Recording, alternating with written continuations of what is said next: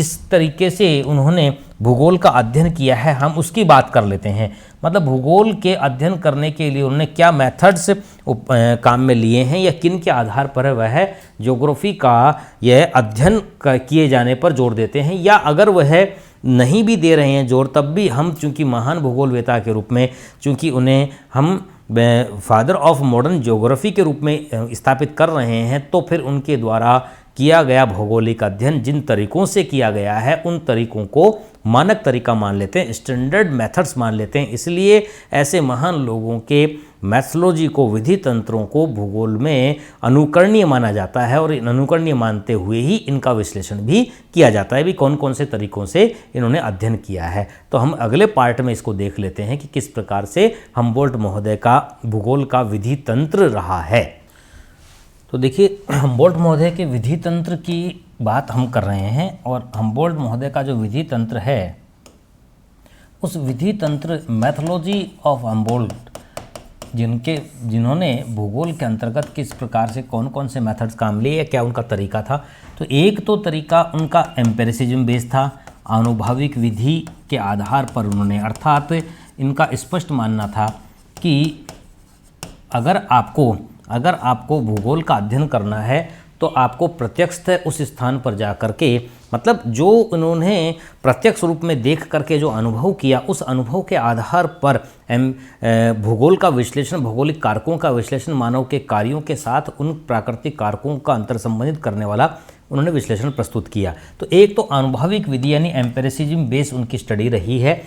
Empiricism base Karl Ritter की भी है, लेकिन उनका डिफरेंट तरीका है। मतलब वो विभिन्न प्रकार के ग्रंथों का अवलोकन करने के बाद उन ग्रंथों में से जो कुछ वह समझ पा रहे थे और जो उसको फील कर पा रहे थे, उसको अनुभव कर पा रहे थे, उसके आधार पर उन्होंने विश्लेषण प्राप्त किया। तो वो आर्म चेयर ज्योग्राफर हैं, लेकिन वो एम्पेरिसिज्म बेस्ड स्टडी उनकी है। यहाँ पर इनके प्रत्यक्षतः जा करके यह उन कारकों को समझना और उनके उदाहरणों के आधार पर और उनके उदाहरणों को आधार मान करके उनसे सामान्य विश्लेषण निकालना, अर्थात ये तरीका क्या है, ये इंडक्टिव मेथड है, यानी आगमनात्मक प्रकार की विधि है। अर्थात ये इंडक्टिव मेथड है, ये बहुत महत्वपूर्ण प्रकार का इनका पक्ष है। अर्थात इन्होंने आगमनात्मक विधि का अनुसरण किया है, मतलब विशिष्ट स्पेशल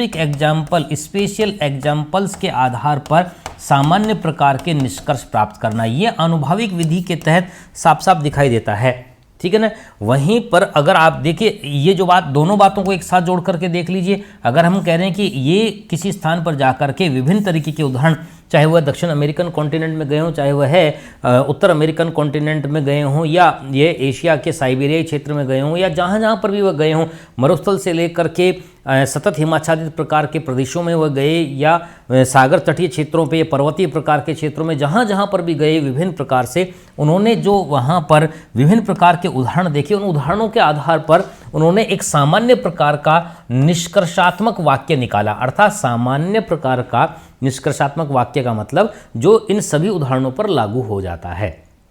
ठीक है ना। तो इस प्रकार से ये इंडक्टिव मेथड या आगमनात्मक प्रकार की विधि का इन्होंने अनुसरण किया, और न केवल वह यह विधि का इस प्रकार से प्रयोग करते, उसके साथ साथ उनका स्पष्ट मानना था कि हमेशा जो भी भूगोल में आप कार्य करें वह शुद्ध प्रेक्षण के साथ करें, यानी प्रेक्षण की शुद्धता होनी चाहिए, काम चलाऊ नहीं, यानी बहुत ही सूक्ष्म प्रकार का अंतर भी विश्लेषण को प्रभावित कर सकता है या उस वास्तविक निष्कर्ष को प्रभावित कर सकता है। इसलिए उनका स्पष्ट मानना था कि हमेशा प्रेक्षण बहुत प्योर शुद्ध होने चाहिए, अत्यंत सूक्ष्मता के आधार पर उसमें शुद्धता रहनी चाहिए, माइक्रो लेवल पर भी प्योरिटी रहनी चाहिए। ठीक है ना। मतलब वो सीधा सीधा सही कह रहे हैं। जब ये स्वयं आप सोचिए कि 90,000 किलोमीटर से अधिक की उन्होंने जो यात्राएं की पैदल अथवा घोड़े पर सवार होकर के, तो वह अपने साथ साथ जितने भी उस समय के उपलब्ध महत्वपूर्ण भौगोलिक यंत्र थे, प्रेक्षण के यंत्र थे, सर्वे के जो यंत्र थे, उन यंत्रों को लेकर के वह चला करते थे, चाहे वो पर्वतीय क्षेत्र में चल रहे हों, चाहे वह इस प्रकार से उनकी जो पूरी टीम थी वो इस तरीके से इन सामानों को लेकर के चलती थी, चाहे वो मरुस्थलीय क्षेत्र में हो, चाहे पर्वतीय क्षेत्र में हो, चाहे सतत हिमाच्छादित प्रकार के क्षेत्र में हो, सब जगह पर वहाँ वह पूरी तरीके से अक्षांश देशांतर रेखाओं का आकलन करके और वहाँ पर फिर उसका वह ग्रेविटी का, गुरुत्वाकर्षण का, उसके ढाल का, उच्चावच का शुद्धता के साथ आकलन करके उसका विश्लेषण प्रस्तुत करते थे। उनका स्पष्ट मानना था कि प्रेक्षण की शुद्धता भूगोल के विश्लेषण, भूगोल के तथ्यों के विश्लेषण के लिए अति आवश्यक होती है। ठीक है ना। और विश्व के जिन भी क्षेत्रों का, विश्व के जिन भी क्षेत्रों का आप अध्ययन करें उसमें कार्टोग्राफिकल यानी मानचित्र कला या उस स्थान के मानचित्र के साथ अक्षांश देशांतर रेखाओं के साथ उसे प्रदर्शित किया जाना चाहिए। अर्थात वो सीधा सीधा प्रेक्षण की शुद्धता के आधार पर, आनुभाविक विधि के आधार पर और आगमनात्मक तरीके के आधार पर जो भी तथ्य प्राप्त कर रहे थे उन तथ्यों को उस स्थान के मानचित्र पर जिस तरीके का उचित उसका प्रदर्शन हो सकता है, यथा प्रदर्शन वैसा किया जाना चाहिए। इसलिए कार्टोग्राफिकल वे में भी वह बहुत जोर दिया करते थे और उनका कहना था कि भूगोलवेता को या भूगोल के अध्ययन करने वाले को प्रेक्षण की शुद्धता के साथ साथ वहाँ उसको उस स्थान के मानचित्र पर, उस स्थान के मैप पर उसे विशेषता को, उस तथ्य को, चाहे भौतिक तथ्य हो चाहे सांस्कृतिक तथ्य, उसको ये सटीक रूप में प्रदर्शित करना आना चाहिए। ये उनका एक महत्वपूर्ण इस प्रकार का पक्ष और था। इसी तरीके से अगर हम उनके विधि तंत्र पे नज़र डालते हैं या उनके मेथड्स पे ध्यान देते हैं तो एक और महत्वपूर्ण जो पक्ष दिखाई देता है वह कंपैरेटिव स्टडी, तुलनात्मक अध्ययन पर जोर देते थे। मतलब ये कि उनका ये मानना था कि किसी स्थान पर, किसी विशिष्ट उदाहरण का अगर हम बात करें, किसी स्थान पर अगर कोई महत्वपूर्ण प्रकार की कोई भी विशेषता दिखाई दे रही है, मरुस्थलीय प्रकार के क्षेत्रों में अगर ये है, ऐसी परिस्थितियों में, समान प्रकार की परिस्थितियों में कुछ वहाँ पर कुछ इस तरीके का भौतिक कारक उत्पन्न हो रहा है, तो अगर इसी प्रकार की सिचुएशन किसी अन्य क्षेत्र में भी होगी तो ऐसा उत्पन्न होने वाला कारक वहाँ पर भी पाया जाएगा। ठीक है, पॉइंट समझिए क्या कहना चाह रहे हैं। हम ये कहना चाह रहे हैं कि वो किसी भी स्थान पर जाते, वहाँ के विभिन्न प्रकार के भौतिक कारकों को अंतर संबंधित करके पढ़ते और उससे जो उनको वहाँ पर उनका जो भी वहाँ उससे कोई विशेष कारक अगर उत्पन्न हो रहा था तो उसके साथ उसको स्थापित करके उस एग्जाम्पल, उस उदाहरण को अपने अध्ययन में रख करके, अपने मन में रख करके फिर जब वह अन्यत्र कहीं जाते तो उसी प्रकार से उस विश्लेषण को, उसी तरीके की परिस्थितियों का अगर कहीं और पाया जाना उनको दिखाई देता, ऐसी परिस्थितियां कहीं और नजर आती, तो फिर उनका स्पष्ट मानना था कि निश्चित रूप से ऐसी परिस्थितियों की वजह से वहां पर यह कारक भी उत्पन्न होना चाहिए क्योंकि उस स्थान पर यह उत्पन्न हो रहा था। इसी तरीके से उन्होंने जैसे ब्राजील के पठार पर, ब्राजीलियन हाईलैंड पे डायमंड या यह इस तरीके से वहाँ पर जो परिस्थितियाँ थी उन परिस्थितियों के हिसाब से उन्होंने माना कि चट्टानी परतों के मध्य में गोल्ड और डायमंड के अवशेष होने चाहिए, वहाँ पर निक्षेप होने चाहिए। तो इसी प्रकार के उन्होंने विशेषता को जब साइबेरिया क्षेत्र में देखा, पर्टिकुलर जोन में, तो उन्होंने वहाँ पर भी यूराल क्षेत्र में उन्होंने इस तरीके का जब यह अध्ययन किया तो वहाँ पर भी उन्होंने इस बात को चिन्हित किया और आगे चल करके यानी उनके सामने ही, उनके समय में ही आगे चल करके उस इलाके में उन्हीं परिस्थितियों के हिसाब से इस प्रकार के मिनरल्स की खोज की गई, उस प्रकार के खनिजों के भंडार प्राप्त हुए। ये उनका कंपैरेटिव स्टडी का तरीका था कि किसी स्थान पर विभिन्न प्रकार के भौतिक कारकों का उनका अध्ययन करके उनकी विशिष्टताओं को, उनकी स्पेसिफिसिटी को पहचान करके फिर उससे जो निष्कर्ष प्राप्त किया जाता था उसकी तुलना किसी और क्षेत्र में उन्हीं कारकों के आधार पर वह करते थे और उनसे निष्कर्ष प्राप्त करने में उनको सहायता मिलती थी। तो वो मानते थे या उनका मेथड यही था कि भूगोल में इस प्रकार से किया जाना चाहिए और इसी से फिर वह विशिष्ट से सामान्य प्रकार के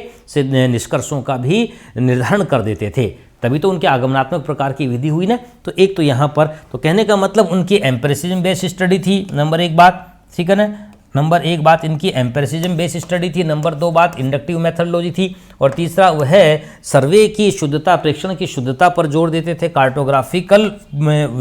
मेथड्स पर वह उनका यूज करते थे और फिर कंपैरेटिव स्टडी पर भी वह जोर देते थे। एक महत्वपूर्ण प्रकार की संकल्पना और ध्यान कर लीजिए,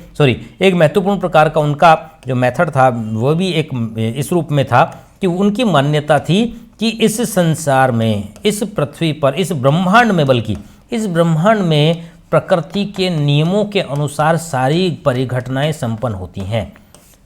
ठीक है, प्रकृति के नियमों के अनुसार सारी, मतलब ये यूनिवर्सल लॉ हैं जो पूरे संपूर्ण ब्रह्मांड पर लागू होते हैं। अगर कोई भी पिंड अपने से भारी और अधिक आकर्षण वाले पिंड के चारों ओर परिक्रमा कर रहा है तो पूरी यूनिवर्स में इस प्रकार की घटना होती है। ठीक है ना। जैसे न्यूटन का गुरुत्वाकर्षण का सिद्धांत इस बात की पुष्टि करता है, यानी संपूर्ण प्रकार के परिघटनाओं के लिए क्या उत्तरदायी मानते थे, वो मानते थे कि there is nature of law, यानी प्रकृति का नियम है, एक प्रकृति एक नियम के अनुसार काम करती है, यानी प्रकृति के नियमों के अनुसार ही संपूर्ण प्रकार की पृथ्वी और पृथ्वी के बाहर की संपूर्ण परिघटनाओं, सार्वभौमिक यूनिवर्सल यह फिनोमिनाज को, परिघटनाओं को उत्तरदायी मानते थे। ये एक बहुत महत्वपूर्ण पक्ष है। वहीं पर कार्ल रिटर जो हैं,